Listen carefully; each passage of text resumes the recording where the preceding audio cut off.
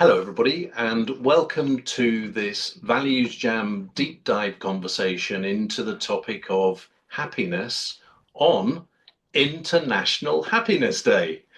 And I'm thinking that the conversation today is going to be upbeat. How can it fail to be? But let's see where we go. And what we've got in store today is an introduction from two people who are very experienced in the area of happiness. And then I've got a question that I've been kind of noodling over for some weeks and months, actually. And that'll lead us into a conversation, and we will see where that takes us. So, Sarit, could I first invite you to give us a kind of your perspective on happiness? Absolutely. So when I was invited to do this, I meditated and I also went into nature. So I've got a few bits and bobs to share. But what I thought would be interesting is to see how much fun and happiness can we actually experience in exploring this topic. So I'm hoping that the little bits and bobs and all the interesting things I'm going to be doing during my talk might make things interesting for us. So don't worry, nothing else is coming off, it's only scarves.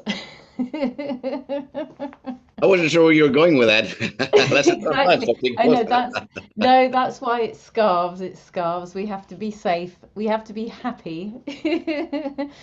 um, so happiness is intricately unique for everyone because we're all a world, right? Everyone is a world. And so in order to get into this, it's I had some notions to invite questions. I know Alan has a question. Hopefully mine will support your question. My series of questions is things like who makes us happy or who are we happiest with when we're around? And we can go through all the who, what, where, when. Um, we can also do the why and the how. Um, but then it might be a case of what have we yet to explore that makes us happy? And so we might get some clues about this. There are I've noticed in my life, and maybe you notice in yours, that sometimes there are energy igniters. Something happens in your life, you're exposed to something, maybe you see something or sense something, and your energy changes in a really positive way. It's like something makes you come alive. And I call these energy igniters. And it could be maybe it's just the color. Maybe it's an animal. When you see an animal or you're petting an animal or something, just suddenly your energy just changes in a really positive way. And I feel that's a really good way to explore your happiness because these are the things I believe that your soul is trying to connect you with. So they're called energy igniters. Why don't we have a think about just one thing that makes you come alive? Doesn't have to be a color or a plant or anything like that. Maybe it's a gesture, or maybe it's a tone of voice. Whatever it is, I invite you for 10 seconds, have a little think.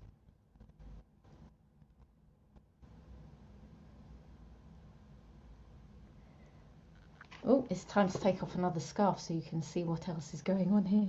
Ooh, we've got turquoise now. Sparkly turquoise. I should have really done this, really. Woo! So with your energy igniter, what I find helps lead me more into this happiness state is when I think about why is it that this has changed my energy? What is it about this thing that has made me come alive? And actually, what I've realized is it's connecting me with my values. Just one example, high fives. High fives are one of my favorite gestures. And when I dug into this a little bit more, I realized that the reason for that is I love seeing people work together. I love people being positive to each other and encouraging each other. And so I don't know if you can tell, but my energy has already changed just by talking about it. So that's one way that I have led myself towards more happiness, is exploring those energy igniters from a multi-dimensional way. And I invite you to do that during our discussion if you so wish. One of my favorite happiness values is actually gratitude. I'm sure some of you guys can relate to that.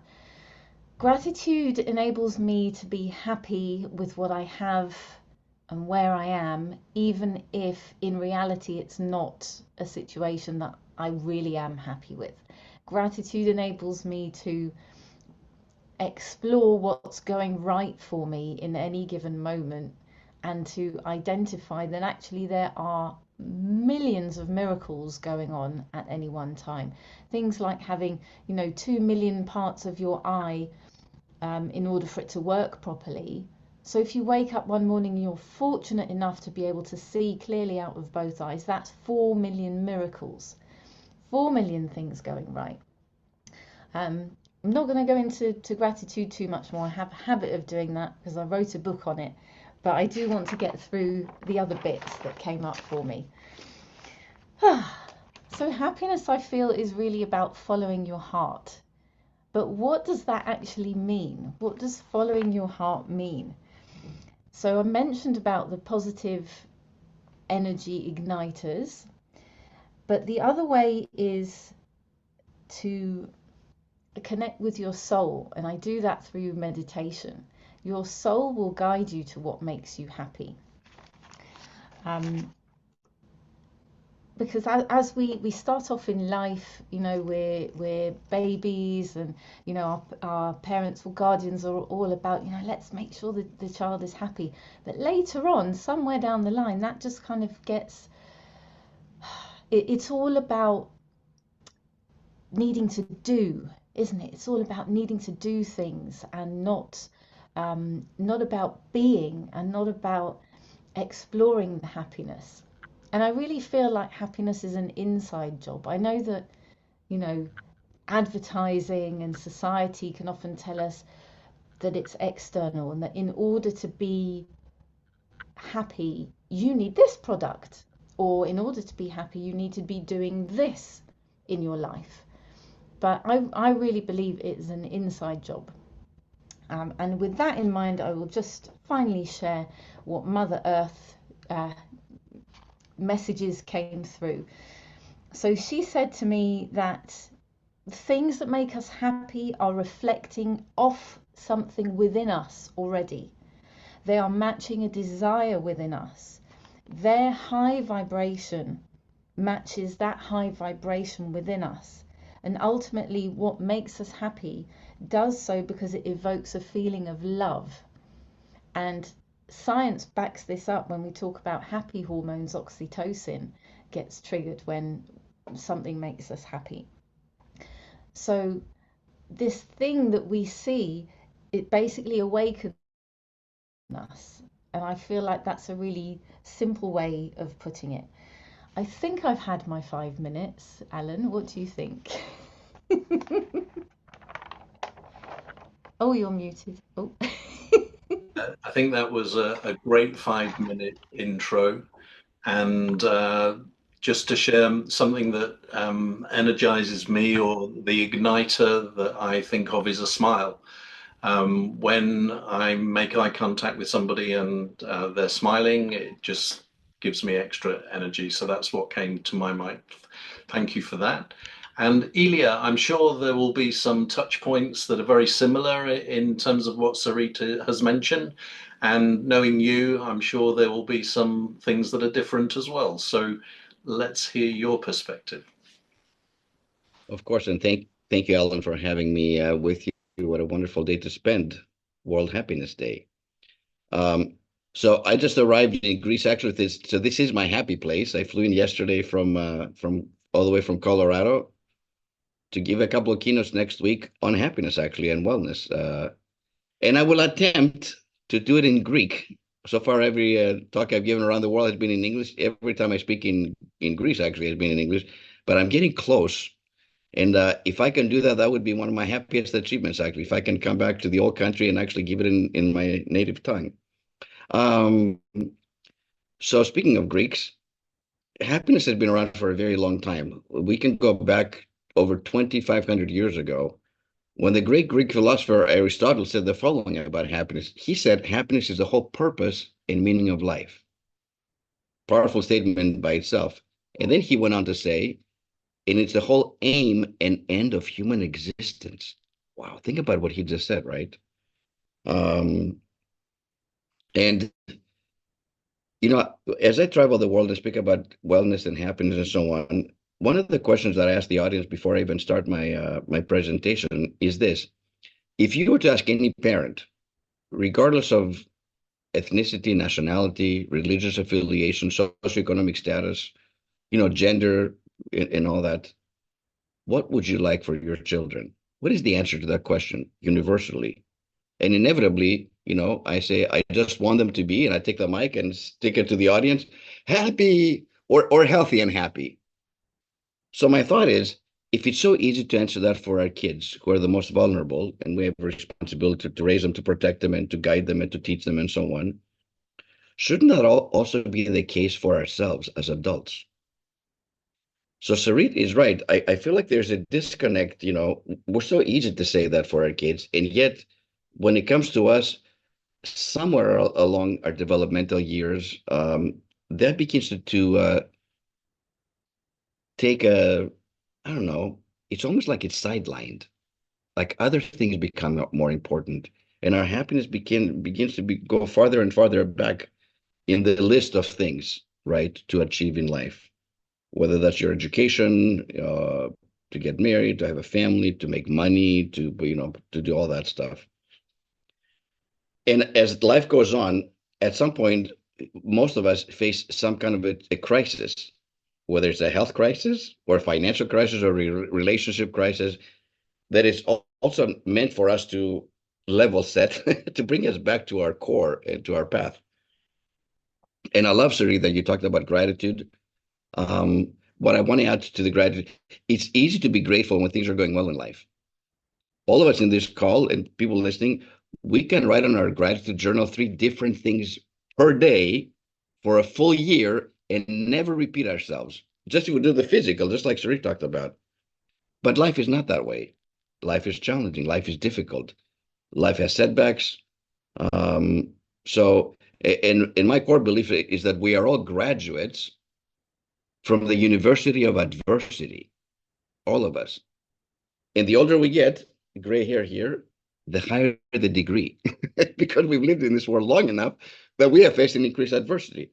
So the real question when it comes to gratitude is this: can we be grateful in the midst of adversity? Because when things are going smooth, that's easy.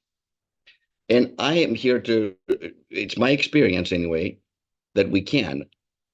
And the one person that is, one of my role models that has taught me this the most is this incredible human being by the name of Nelson Mandela, who, as you know, president of South Africa, in prison for 27 years, comes out of prison, forgives everybody, even though he's in power. He could have gone after everybody else, forgives everybody else. Nelson Mandela something said so simple and profound, which is this: that in life, either you win or you learn. There's no losing. And all of us have had some form of success in life, in different variety and so on. But is it not true that the greatest lessons we've ever learned have not come from our successes?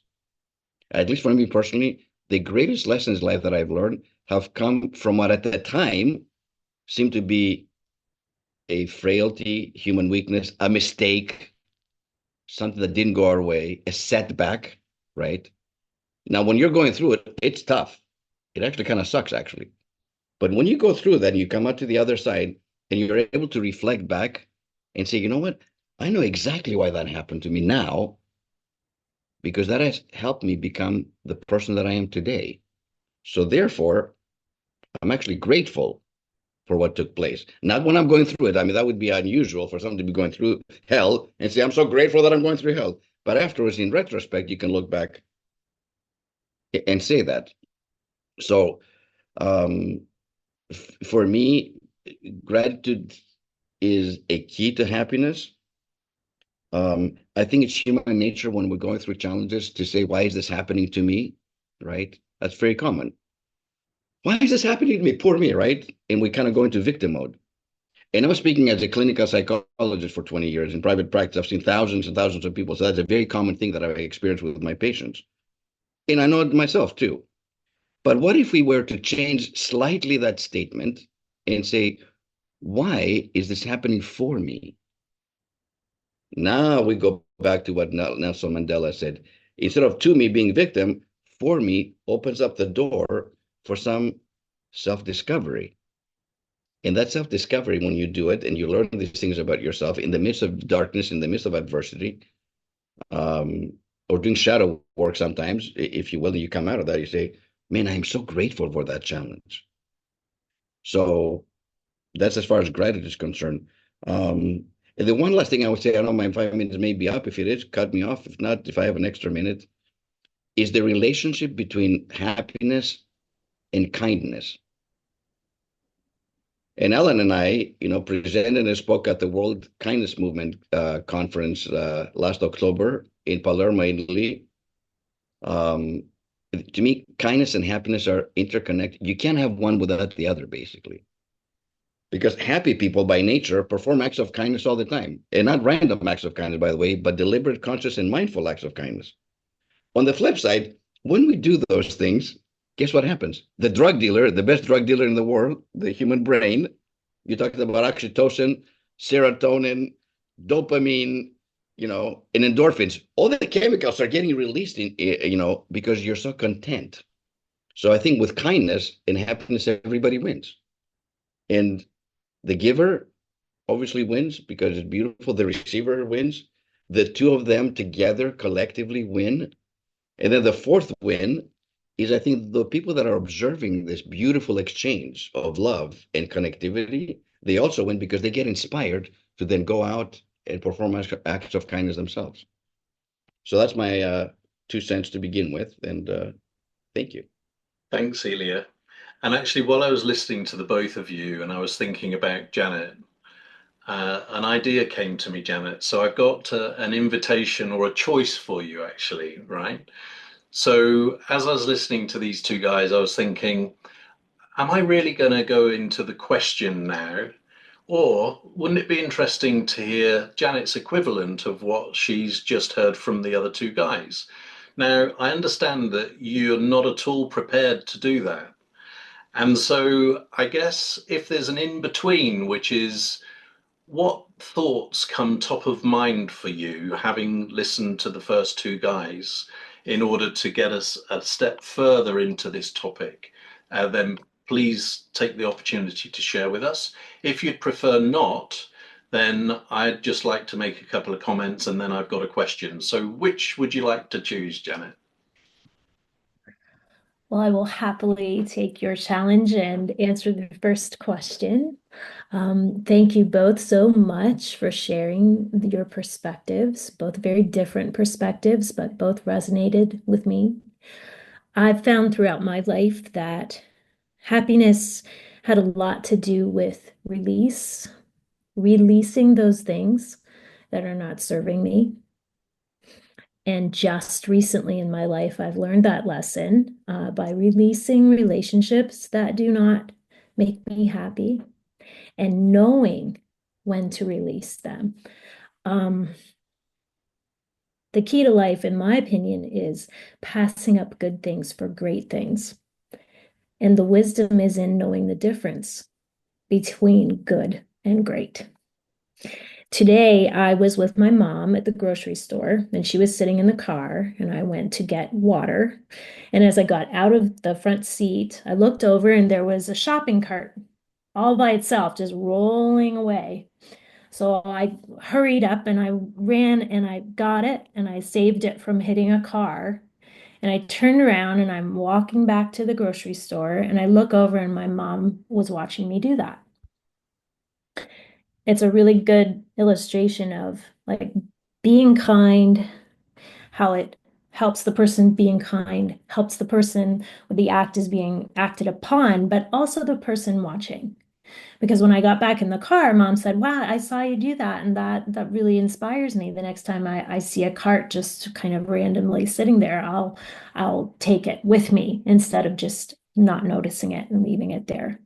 Our friend Francesca does this kindness challenge for herself every single day. She's doing it for a whole year.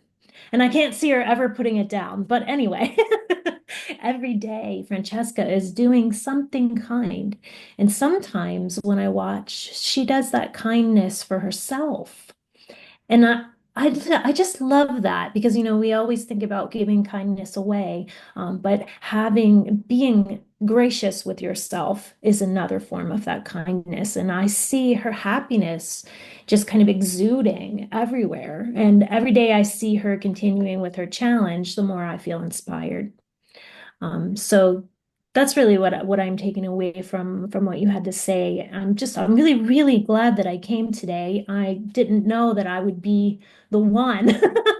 I feel really honored to be here, but I don't know, everything happens for a reason, and you have to say yes in life, I think.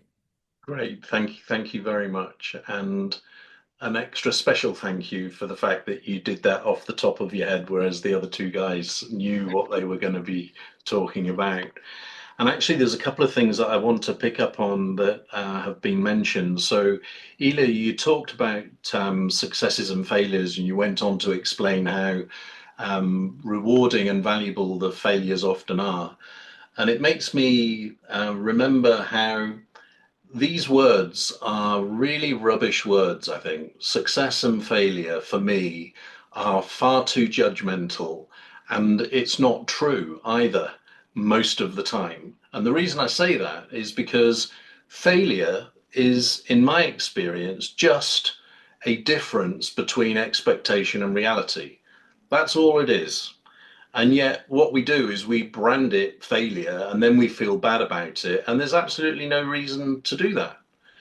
I went to visit my daughter, my eldest daughter, yesterday, and we had dinner. And her partner has been offered a job and was wondering, whether he should take it or not. And we were having a discussion.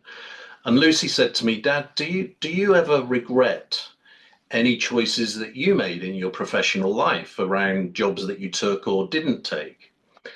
And I started to answer, and she said, "Of course, you don't have regrets, do you?" And I said, "Well, no, because it's pointless. What is the point? Because what you're doing is recalling a situation where you made a choice. And if you're framing that as a regret, what you're actually doing is making up this fantasy about what could have happened. There's no saying whether that would have happened or not. So what a waste, a total waste of energy." So, Elia, that came to mind. Um, and then I love the point that Janet made about the wisdom of knowing the difference between good and great. I think that is such a fantastic point to make. And I have to give a shout out to somebody called Adrian Ashton, who I hope will watch this, because Janet, you mentioned the shopping trolley story. Adrian tells an amazing story about when he moved to his village in the UK and first visited the supermarket. There were lots of stray trolleys all over the place. And he describes how he was just feeling, "I've got to do something about this." So he collected them up.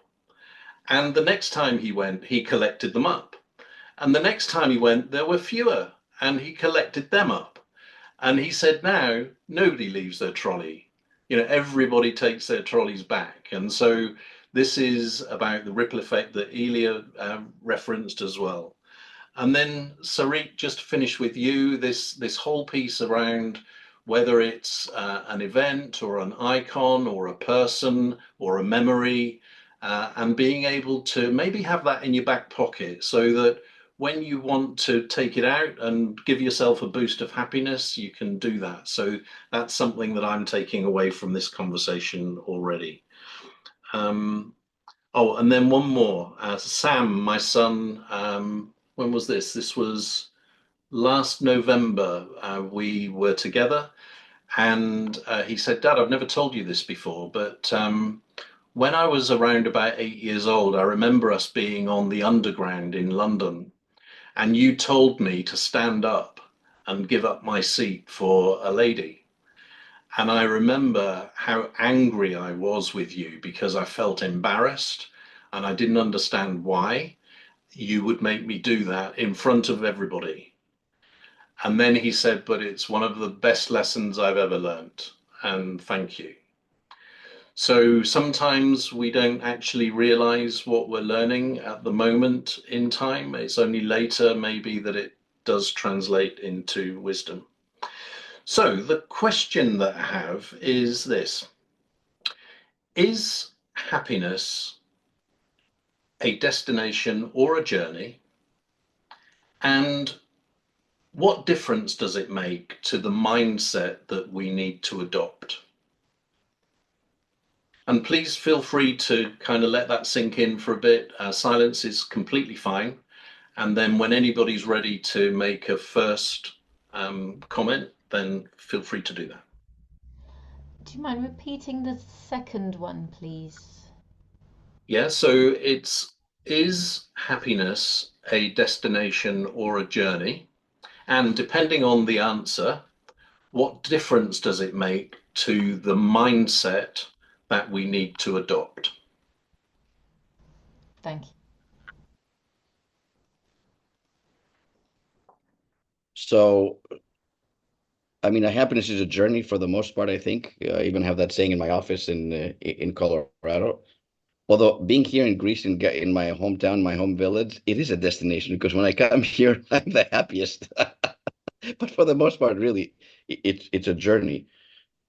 And if you think about it in that way, then the mindset is, listen, this is not a sprint, right? This is a marathon because life is long and it has ups and downs and so on. And so I wanted to share something. I don't know if it's appropriate because you used the word success before and happiness. May I share something? And it's a little story anecdote with those two words playing a key role in the story I'm about to share. So many years ago, I was doing some life coaching, with an executive, CEO, owner of his own company. Um, kind of struggling personally. He was in his third marriage, which was falling apart again. He had kids from the first marriage that weren't speaking to him, who are now adults. He had other kids from the second marriage that were so and so, and he was about to go down the third time around. So he had some personal issues and relationship issues, right? But one day he comes in, or normal appointment, and he had just closed the biggest deal of his company. So he was a lordsman. He comes in, sits on my couch, his arms are extended like this. He goes, he just closed a multi-million-dollar deal. So he was like as happy as can be.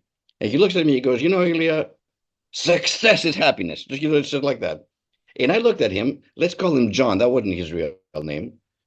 But knowing the background and everything else, I'm like, John, I don't think that's right. I think you got that backwards. I think happiness is success. Because you can make all the millions in the world that you want, but your life right here with your more intimate relationship is falling apart, and there's a lot of work that needs to be done. And I didn't mean to rain on his parade. I was gentle about it, but I think to think that success, which is something outside, especially monetary success, or so on, brings happiness, to me was absurd, given that his life was, the wheels are coming off. To his credit, after I rented his parade a little bit, we had a very heart-to-heart conversation. He goes, "You're right. I'm just excited, man, about this." I said, "Look, I understand your excitement, but don't ever mistake the fact that you close a big deal for happiness." So anyway, I just wanted to share that with you because I think the word success and happiness can be mixed up sometimes. Mm.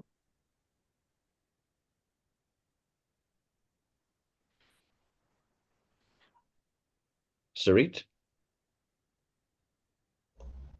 Yeah, I definitely feel it's a journey, not a destination. But I feel like maybe it's a journey with mini destinations where, you're kind of accumulating more of what makes you happy. So like little stops along the way, happiness stops. So as you go through life and you discover more about yourself and you learn more about yourself, and hopefully actually part of your goal is to explore what makes you happy, then you're kind of, maybe you're taking on more happy passengers. Maybe you're like a bus, and the stops, at every stop you're gathering on, more passengers. Maybe they're not people, maybe they are people, maybe they're everything that makes you happy gets onto your bus. And so by the time we get to the end of our life, we've got this huge vehicle. Maybe it's not a bus, who knows what it could be. It's some happy vehicle, and it That is is. a beautiful visual. I'm sorry to interrupt. I've never heard that before, Sarit, but I'm going to incorporate that. Thank you for sharing that. That's a beautiful visual because you're right. It's multiple destinations along the way that you pick up something. Could be relationships, could be events that happen. It could be some personal development and growth and transformation that you've had. All of these things. Get on the bus. That's good. Yeah, well, it just came to me, so it's obviously inspired by the, our co-creating. But yeah, maybe, yeah, and I'm so sorry. I'm neurodiverse, and so sometimes I don't always retain everything, and my mind goes off at different angles. So the second part of the question was about How sorry. does this affect the mindset? Yes. How does it affect the mindset? And I think you've Um, done that already, Sarit, because yeah. what you've talked about there is how rather than aiming for that long-term destination, you've broken it down into these shorter stops and collecting things as you go. So that's the mindset, right? And Yeah. then going back to what Elia was talking about very much earlier, we all know people that are working really hard so that they can have a property, so that they can have a nice car, so that they can treat their friends to a nice meal occasionally, so that they can have the good holiday or whatever it is. And it brings to mind a friend of mine that I used to work with. And unfortunately, his wife died suddenly in her 40s. And when I was speaking to him on the telephone, he was describing how he loved her madly and was very grateful for the time that they had together. But he said, the one regret that I have is that we had so many plans to do what we enjoyed when we retired. And it was this thing about in the distance, this happiness destination, there it was, which never arrived for him. When he could have been on Sarit's happy bus, collecting as he went with her, maybe more than they did do. Janet, what's your take on this, where this is going?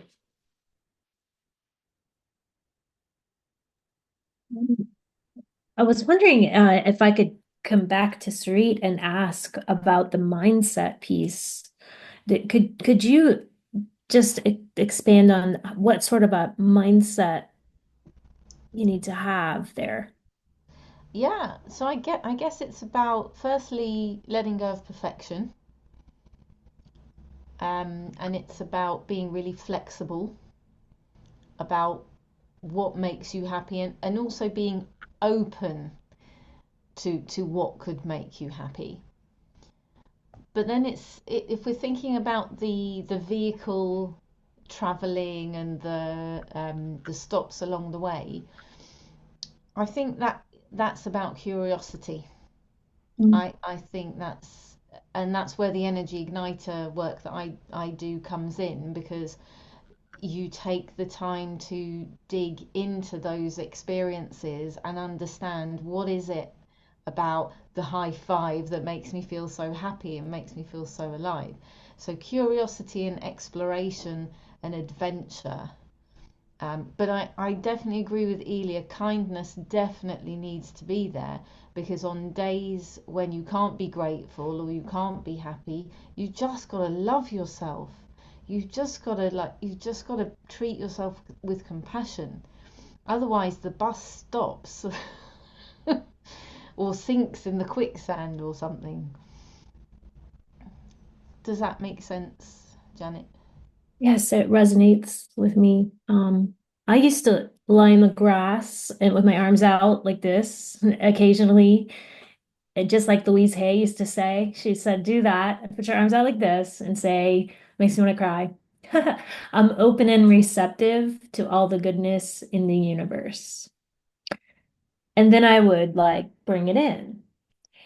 And it was years I did this. I've done this since university, just like years and years and years of this open and receptive to all the goodness in the universe. And I was always wondering, like, where is it? But I think that, just recently, I'd say in the last 15 years, is that recent? Um, I found kind of my happy place, just like you, Elia, in Greece. You found your happy place.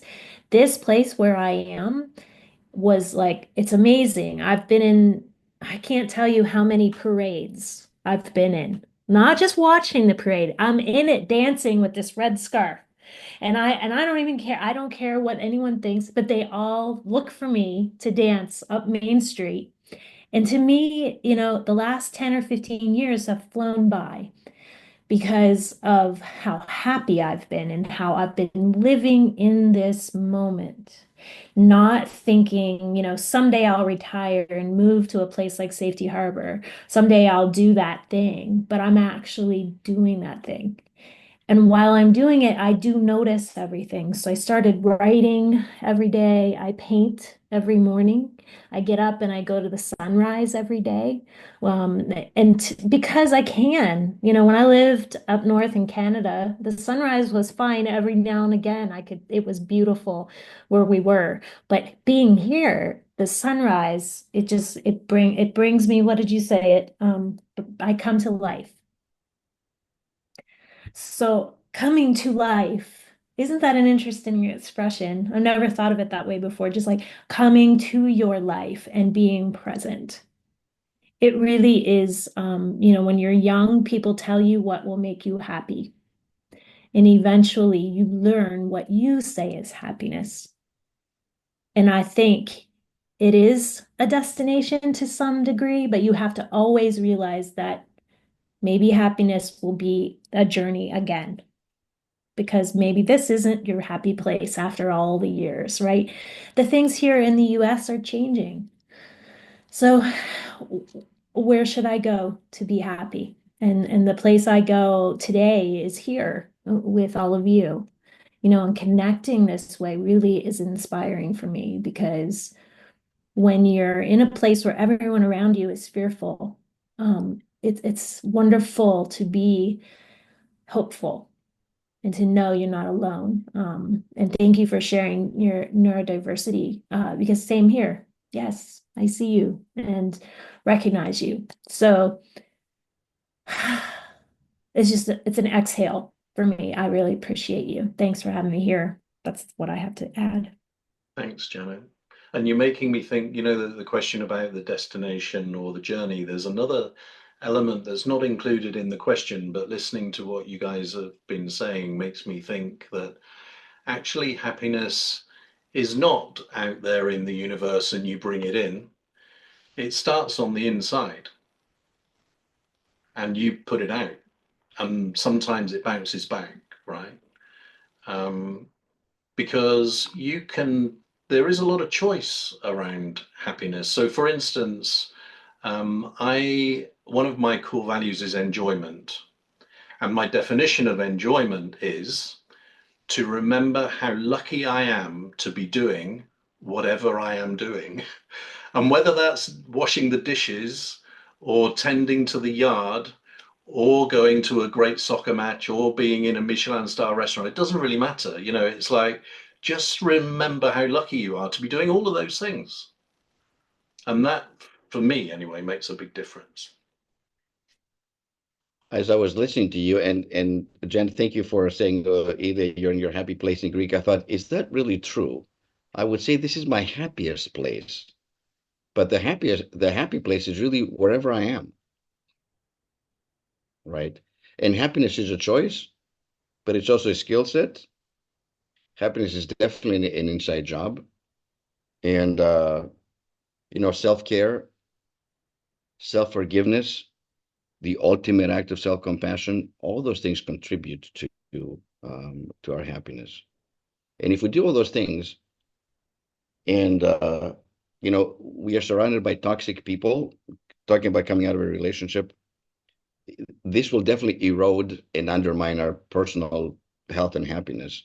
So I think the relationships that we keep, if they're healthy, thriving, loving, kind, uh, mutual, respectful, then we have a very rich life and a very beautiful life. And I had Alan knows this before, but I had my first life lesson as a 5-year-old little boy here in Greece, sitting on my grandpa Elia's lap, who passed away by the time when I was 6. So this is really important. I have a few memories of him. He was a gentle, sweet, kind man. He taught me something so profound. He said, can I tell you a secret? And I'm like, yes, Grandpa. I'm sitting in his lap, right? He goes, do you want to be the richest man in the world? And I'm like, yes, Grandpa. Like my ears got like Bugs Bunny ears. He goes, if you want to be the richest man in the world, do something good for somebody else every day. And you, my boy, will become the richest man in the world. And initially I thought I was going to become like rich, like Pirates of the Caribbean or Scrooge McDuck or whatever. Like, obviously I thought about gold and silver and, pirates, loot. Of course, as I got older, I realized how profound that statement was, because my little 5-year-old little brain, tiny brain, it hasn't been developed. It was do something good for somebody else every day. And that became the foundation, I think, of how I've tried to live my life. And so giving and helping others is very easy, second nature. It costs nothing for the most part. Yeah. It not even require a lot of time. Sometimes we think about acts of kindness, something grand, and it can be, but really for the most part, it's a smile, a warm smile. It's chasing down a cart that's a runaway cart in a parking lot. It's gathering things, And to conclude and to bring it back to your friend, Alan, who lost his dear wife in her 40s, which is tragic beyond belief. I've been married 35 years, so I'm almost, is the whole idea about someday or the whens. And, my parting statement in every talk that I give is this: do not procrastinate your happiness, period. Exclamation point. Forget all the whens. We live in the whens. When I'm in the right relationship, when I have enough money, when I get married, when I have kids, when my kids grow up, when I retire, blah, blah, blah. There are no guarantees that any one of us will be here tomorrow morning. As miraculous as the eyesight is, 4 million miracles, like you said, there are no guarantees. So live your best life now, enjoy it, express your gratitude, be kind to yourself and others. And, that's it. Don't make it so hard. And last but not least, because somebody talked about perfectionism, I think earlier on, and I'm a recovering perfectionist, so I would be, if there was a 12-step meeting, my name is Eli, and I'm a recovering perfectionist, go easy on yourself and don't take yourself too seriously, no matter what happens. And don't take this world too seriously either, because we can give into fear, or we can say, this too shall pass. And it will pass. Every storm passes. There isn't one storm in life where the sun doesn't come out. Sometimes it lasts a while, but every storm passes, every challenge passes, and the sun comes out. And remember that and hold on to that. And No matter how dark it feels right now. Yeah, sorry, go ahead. No. There's a couple of things. So first, going back to our metaphor with the happy bus, I'm thinking that on the front of the happy bus, it reads anywhere, right? Because you don't have to know where you're going to go in the long term. You just go where you want to be happy now, and then you'll go somewhere else and somewhere else. I think we overestimate our ability to predict the future, and it's futile in many ways. And I know that's not easy and there will be many people listening to this disagreeing with that, because we tend to comfort ourselves with the false security of thinking we know what's going to happen, when in fact we don't really know at all. And then I just want to share, your grandfather was probably, I don't know whether he was like my grandfather or not, but it's reminded me of a story that I'd like to share. Uh, so he said to me one day, Alan, would you like me to give you a sixpence? So a sixpence is old currency in the UK. Um, not worth very much money, but then it was a reasonable amount, and a bit like Elia's Pirates of the Caribbean eyes opening wide, mine did. And I said, yes, yes, Grandad, I would love you to give me a sixpence tomorrow. And he said, okay, can you remind me? So I said, yeah, for sure. So the next day arrived, and I said, Grandad, do you remember what you said to me yesterday about the sixpence? And he said, yes. When did I say I would give it to you? And I said to him, tomorrow. And he said, yes, that's right. That's very funny though. That's really good. That's very. So actually, that feels like a kind of segue to end our values jam on. Before I've got this final question, which is always the same. And what I'm curious to know from each of you on International Happiness Day is, what are you encouraged to do differently about happiness as a result of this conversation today?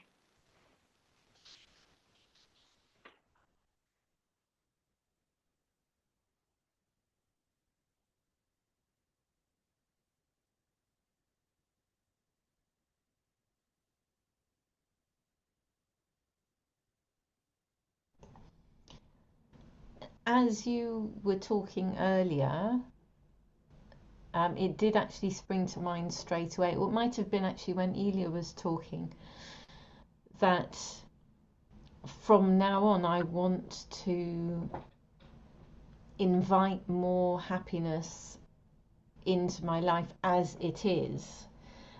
So I do a lot of gratitude practice. I've actually been going through a really tough time for quite some time. So gratitude does work, but I think I need to take it a step further and actually directly invite happiness and look for how I can be happy, not just grateful, right now in my life. And I'm going to do that with my partner as well. So yeah, that feels like quite a clear intention. And Sari, would you mind if I pushed you for the first baby step towards what you've just described? So when are you going to be able to do something tangible towards that? Well, it's interesting because I'm actually on the third day of a 6-day Christmas spirit challenge that I set myself. So it kind of falls in really neatly with that. Um, I don't know if I want to separate it from the challenge because it just fits in really Yeah, beautifully. yeah. So I'll just continue. I'll continue with that. Um, yeah, day 3 today was about sending. The question was, who would I like to extend heartfelt and positive wishes to? Which is the kind of thing you would do at Christmas, but this isn't for Christmas. This is just because it makes me happy. There you So go. that was, yeah. So that was today's one. Tomorrow I haven't chosen. I've given myself a list of 6. So I will continue with my Christmas spirit all year round challenge. Well, it sounds like then that this is your Christmas spirit happiness gift. Yeah. Oh yeah. Yeah. I've been unwrapping it for the past hour. Thank you. Okay. Who's next?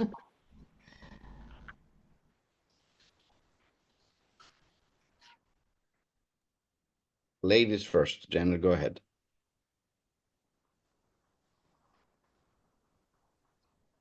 I'm having trouble with this one. I'm planning a move, so I'm really looking ahead and looking for the place I'm going to land.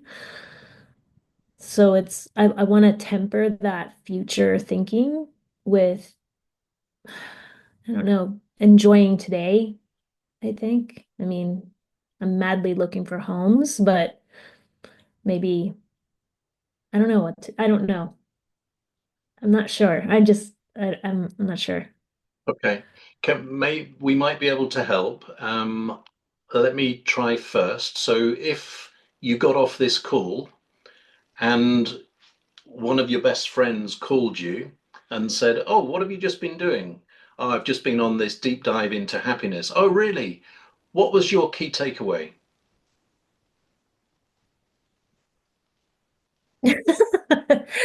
Um, just to continue attracting situations like this, maybe. Okay. So maybe, Like-minded yeah. people And what does like-minded mean? means people who will stretch you, challenge you, let you see different perspectives, but also people who energize you. Okay. And how might you find people like that? Just continue saying yes to anything Francesca would like me to do. Ah, there you go. So Francesca's made you happy by you coming to this today. So maybe ask her to give you something else to do. Thank you. I will. Yeah. Well, first of all, Alan, thank you for this opportunity. I know it's four people live here, and it's so beautiful and intimate to exchange ideas and to feel each other's hearts. So to answer your question, I'd like to move beyond just, having a mindset, a positive mindset and so on, and move more into my heart. Where's my heart set? Because I think when I live my life in alignment with my heart, I'm not saying mindset is not important. It is important, but I think heart set is even more important. At least for me, as I get older and I get closer to exiting this beautiful life, I want my heart to be set and to live a life in alignment with what my heart calls me to do and to be and to explore. So I feel like being more heart set. I Great. think that, yeah. And that links pretty closely with mine, and it's another grandparent story. So some of you know better than others, but a lot of the work that I do is in the values space, right? So I'm a big advocate of understanding your values and then putting your values into practice, because I believe that when you do that, you are happy, actually. Um, but the reason I mention this in the context of grandparents is that my grandmother used to say to me, you need to follow your nose. That's what she used to say. Now, I will never know because she's no longer with us, but I wonder sometimes if that's how I ended up working in the value space and advising people to follow their values, because it's exactly the same as following your nose, and it's exactly the same as following your heart. All three of those things are, for me, the same thing. Um, and what am I encouraged to do differently as a result of today's conversation? I'm just going to go and cook dinner now, and I'm going to have a big smile on my face just thinking back on this conversation, and it's going to be a happy dinner. So, and that's enough. So, thank you very much for joining this Values Jam deep dive into happiness. Enjoy the rest of International Happiness Day, whatever it brings for you, and maybe see you on future occasions of these Values Jam deep dives. Bye. Thank you Thank so you, much, Alan. Alan. Thank Thank